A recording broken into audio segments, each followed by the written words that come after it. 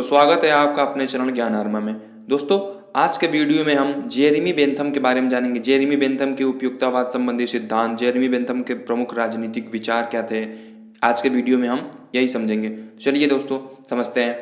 दोस्तों, Jeremy Bentham को उपयुक्ततावाद का प्रवर्तक कहा जाता है। यद्यपि उपयुक्ततावादी सिद्धांत का क्रमबद्ध रूप में प्रतिपादन सर्वप्रथम डेविड ह्यूम ने किया था। ठीक है, प्रिस्टले, हाउसन, हॉलवेक आदि प्रमुख उपयुक्ततावादी विचारक थे, लेकिन सभी विचारकों में उपयुक्ततावादी दर्शन का व्यापक रूप में प्रतिपादन तथा राजनीति के क्षेत्र में इसे लागू करने का श्रेय बेंथम को ही दिया जाता है। ठीक, इसलिए कभी कभी उपयुक्ततावाद को बेंथमवाद भी कह दिया जाता है। दोस्तों, जेरेमी बेंथम का जन्म 1748 ईस्वी में लंदन में हुआ था और उसकी मृत्यु 1832 ईस्वी में हुई थी। 15 वर्ष की अवस्था में क्वींस कॉलेज से स्नातक कर लिया था जेरेमी बेंथम ने। लिंकस इन से बैरिस्ट्री भी की। 1772 से वकालत की, लेकिन जल्द ही वकालत छोड़कर विधि शास्त्र तथा न्याय शास्त्र के क्षेत्र में कार्य करना शुरू कर दिया।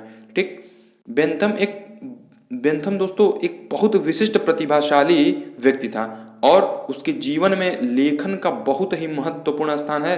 बेंथम के जीवन में लेखन का बहुत महत्वपूर्ण स्थान है।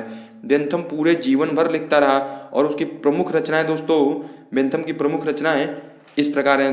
देखते हैं बेंथम की प्रमुख रचनाओं को। तो फ्रेगमेंट्स ऑफ गवर्नमेंट जो 1776 में प्रकाशित हुई थी। दूसरी डिफेंस ऑफ यूजरी 1787 में प्रकाशित हुई थी। Introduction to the principle of morals and legislation जो 1789 में प्रकाशित हुई थी।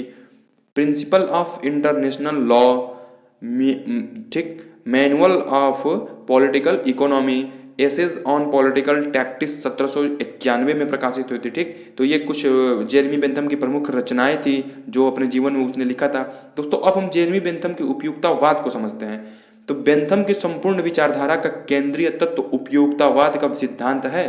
ठीक, जिसका आधार सुख दुख का चिंतन है। उपयुक्ततावाद की बुनियादी मान्यता यह है कि मनुष्य मूलतः एक इंद्रिय प्रधान प्राणी है जो अपना हर कार्य सुख प्राप्ति और दुख से बचने के उद्देश्य से करता है। अतः उसके कार्य का आधार और कारण दुख सुख का चिंतन है। यह सुखवाद पर आधारित एक मनोवैज्ञानिक तथा सुधारवादी विचारधारा है। ठीक, तो बेंथम के अनुसार उपयुक्ततावाद के सिद्धांत का अर्थ उस सिद्धांत से है दोस्तों जो प्रत्येक कार्यवाही को, चाहे वह जो भी क्यों ना हो, ऐसी धारणा के आधार पर स्वीकार या अस्वीकार करता है जिससे ऐसा लगता है कि वैचारिक पक्ष के हित में या तो अभिवृद्धि कर रहा है या ह्रास कर रहा है। ठीक, इसको दूसरे शब्दों में सुख की अभिवृद्धि या ह्रास का सिद्धांत कह सकते हैं। यह व्यक्ति तथा राजनीतिक या सार्वजनिक जीवन के समस्त पहलुओं पर लागू होता है। ठीक ना दोस्तों, आगे देखते हैं। उपयुक्ततावाद को परिभाषित करते हुए बेंथम ने उपयुक्ततावाद को परिभाषित करते हुए लिखा है, उपयुक्ततावाद किसी वस्तु का वह गुण है जिसके द्वारा वह किसी ऐसे पक्ष के लिए लाभ, सुविधा, सुख, अच्छाई या कल्याण का सृजन करती है, ऐसे पक्ष के विरुद्ध होने वाले छल, पीड़ा, बुराई या अहित को रोकने का कार्य करती है, जिसके हित के बारे में विचार किया जा रहा है। ठीक है ना, तो अच्छे से इसको समझ लीजिएगा। यहाँ यह स्पष्ट कर देना आवश्यक है दोस्तों कि यदि पक्ष कोई व्यक्ति है तो उपयोगिता का संबंध व्यक्तिगत हित होगा, और यदि कोई समुदाय है तो उपयोगिता सामुदायिक हित से संबंधित होगी। ठीक, उपयुक्ततावाद बेंथम की समूची विचारधारा तथा चिंतन का मूल मंत्र या आधारशिला है। बेंथम के उपयुक्ततावाद की कुछ विशेषताएं हैं जो उसकी विशेषताओं को हम देखते हैं। तो दोस्तों, पहली विशेषता सुख और दुख की धारणा उपयुक्ततावाद की आधारशिला है।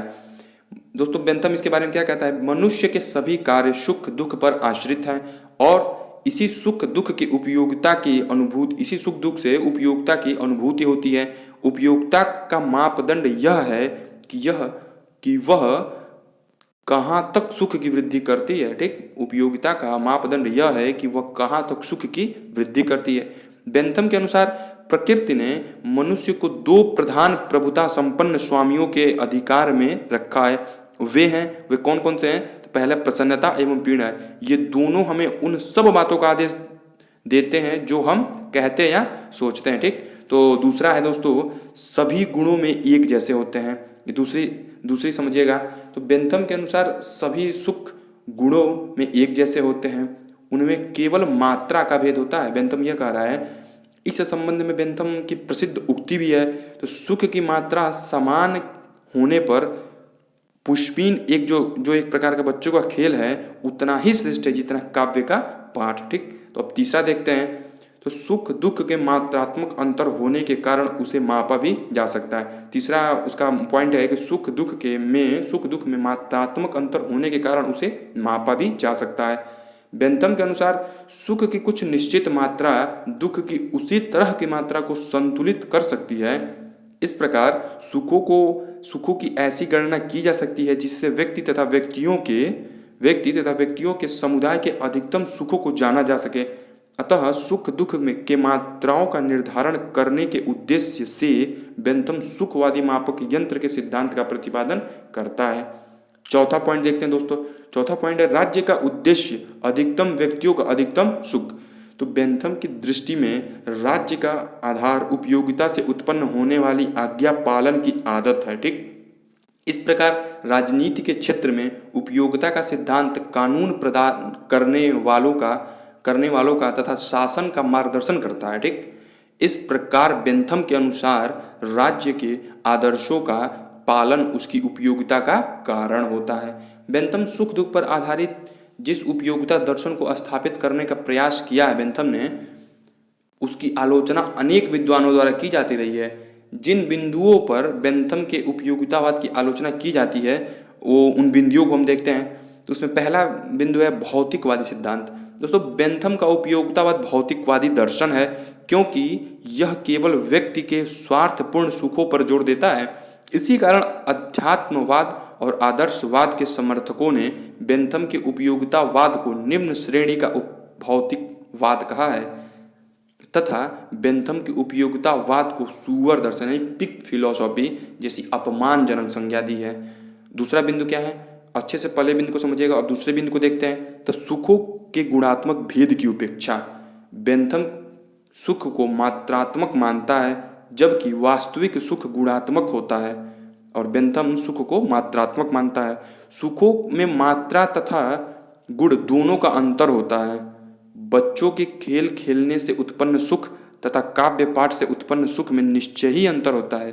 कुछ सुख मात्रा में कम होने पर भी गुण की दृष्टिकोण से उच्च होते हैं। ठीक है ना। अब तीसरा पॉइंट तो समझते हैं इसके। तो सुखों को मापा नहीं जा सकता। ये तीसरा बिंदु है कि सुखों को मापा नहीं जा सकता।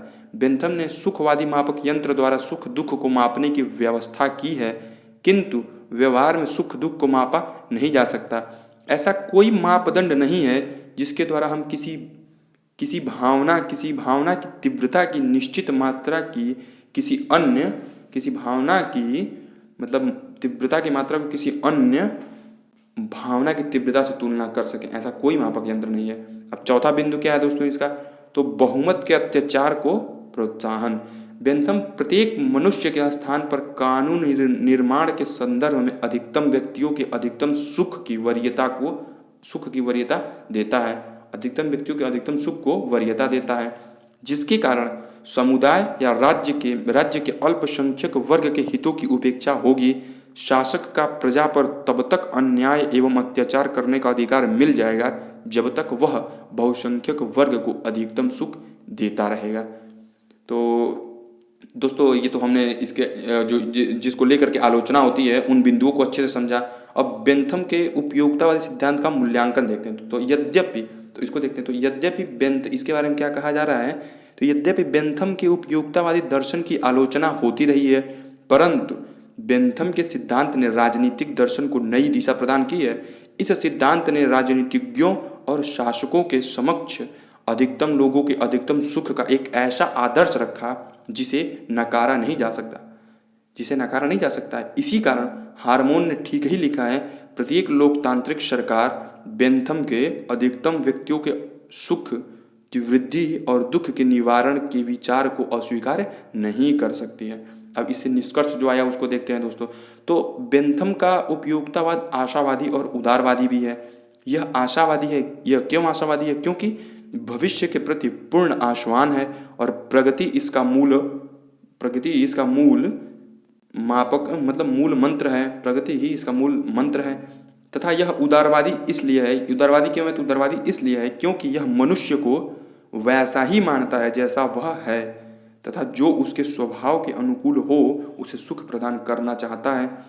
वह आदर्शवादियों की तरह किसी विशिष्ट ढांचे में व्यक्ति को ढालना नहीं चाहता। इस प्रकार बेंथम अपने उपयोगितावादी सिद्धांत द्वारा अपने युग की मानवीय भावनाओं को विज्ञान सिद्ध और उपयोगी दिशा में प्रवाहित करने का प्रयास करता है। ठीक, अब बेंथम के राजनीतिक विचार के बारे में हम जानते हैं। तो बेंथम के राजनीतिक विचारों को हम निम्न बिंदुओं से अच्छे से समझ सकते हैं। तो उसमें पहला पॉइंट है कि राज्य की उत्पत्ति के संदर्भ में विचार। तो बेंथम के राज्य की उत्पत्ति के संदर्भ में विचार क्या है उसको समझते हैं।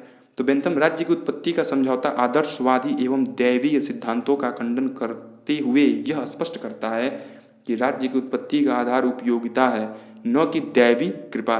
बेंथम इस संबंध में कहता है कि व्यक्ति राज्य की आज्ञा का पालन इसलिए नहीं करता है कि इसके पूर्वजों ने इस हेतु समझौता किया है, बल्कि इसलिए करता है कि उसके लिए ऐसा करना उपयोगी और लाभदायक है। दूसरा बिंदु क्या है? तो राज्य कानून का एकमात्र स्रोत। बेंथम के अनुसार राज्य मुख्यतः कानून का निर्माण करने वाला एक संगठन है। यह उन व्यक्तियों का समूह है जो आनंद के विकास और स्थायित्व के संगठित होते हैं। यद्यपि कानून में नियंत्रण निहित होता है, अतः यह स्वतंत्रता का विरोधी होता है, फिर भी आवश्यक है क्योंकि इसी के द्वारा आनंद की वृद्धि संभव है। अब तीसरा पॉइंट है राज्य की संप्रभुता का समर्थक। दोस्तों, बेंथम के विचार हैं कि राज्य का अस्तित्व तभी तक रहता है जब तक सर्वोच्च सत्ता की आज्ञा का पालन लोग स्वभावतः करते हैं। ठीक है ना, स्वभावतः जब तक लोग करते हैं। इसी प्रकार बेंथम का राज्य संप्रभु तथा कानूनी दृष्टिकोण से बेंथम का संप्रभु असीमित एवं निरपेक्ष है। ठीक, अब समानता का समर्थक देखते हैं। तो बेंथम के अनुसार कानून का एक मुख्य उद्देश्य समानता स्थापित करना भी है। बेंथम प्राकृतिक समानता में विश्वास नहीं करता, अतः उसकी धारणा है कि कानून के समक्ष सबको समान होना चाहिए तथा राज्य की ओर से सभी को समान अधिकार प्राप्त होना चाहिए। अब अगला पॉइंट देखते हैं। तो अगला पॉइंट है दोस्तों इसका स्वतंत्रता एक साधन के रूप में। बेंथम स्वतंत्रता को एक साधन के रूप में मानता है जो आनंद या उपयोगिता को बढ़ाने का कार्य करता है। वह इस संबंध में कहता है स्वतंत्रता उपयोगिता की दासी होती है, न कि स्वामिनी। ठीक, अगले पॉइंट को देखते हैं। तो अगला बिंदु है व्यक्तिवाद का समर्थन। अरस्तु की तरह बेंथम राज्य को व्यक्ति की अपेक्षा अधिक महत्व नहीं प्रदान करता। राज्य का उद्देश्य व्यक्ति के आनंद और सुख में योगदान करना है। व्यक्तिवादियों की तरह बेंथम मानता है कि राज्य के नियंत्रण की मात्रा जितनी कम हो उतना ही अच्छा होगा। अगला बिंदु गणतंत्रीय शासन का समर्थन। बेंथम का प्रमुख सिद्धांत अधिकतम व्यक्तियों का अधिकतम सुख है और यह सिद्धांत केवल गणतंत्रीय व्यवस्था में ही संभव है। गणतंत्र में आस्था व्यक्त करते हुए वह कहता है यह दुर्गुणी दुनिया गणतंत्रों से ठग दिए जाने पर ही ठीक हो सकती है। अगले पॉइंट में बेंथम कहता है कि जेल सुधार संबंधी विचार के बारे में बेंथम बताता है। बेंथम के समय की जेल व्यवस्था अमानुषिक और कठोर थी। इस स्थिति को देखकर बेंथम ने कारावास सुधार के संबंध में अपनी आवाज़ बुलंद की। बेंथम का विचार था कि उचित शिक्षा और व्यवहार से प्रत्येक कैदी का जीवन सुधारा जा सकता है। ये बेंथम के कुछ राजनीतिक विचार थे। अब इसके निष्कर्ष को देखते हैं। तो एक राजनीतिक चिंतक के रूप में बेंथम का महत्व अतुलनीय है। वह न केवल एक राजनीतिज्ञ था बल्कि एक समाज सुधारक न्यायशास्त्री भी था। उसके विचारों का प्रभाव न केवल इंग्लैंड बल्कि विश्व के अनेक राष्ट्रों तक पड़ा। अधिकतम व्यक्तियों के अधिकतम सुख संबंधी उसकी धारणा ने लोक कल्याण की तरफ राज्यों का ध्यान आकर्षित किया। परंपराओं पर आधारित कानूनों को समाप्त कर व्यक्तियों को नवीन कानूनों के निर्माण हेतु बेंथम ने प्रेरित किया। तो बेंथम के बारे में हमने अच्छे से समझा, उसकी उपयुक्तावादी सिद्धांत और उसके राजनीतिक विचारों को समझा। यदि आपको ये वीडियो अच्छा लगा तो वीडियो को लाइक करें, शेयर अवश्य करें, और यदि चैनल को सब्सक्राइब नहीं किया तो प्लीज़ दोस्तों सब्सक्राइब करें, और आपका जो भी सुझाव है इस वीडियो को लेकर के वह कमेंट बॉक्स में अवश्य दें। धन्यवाद।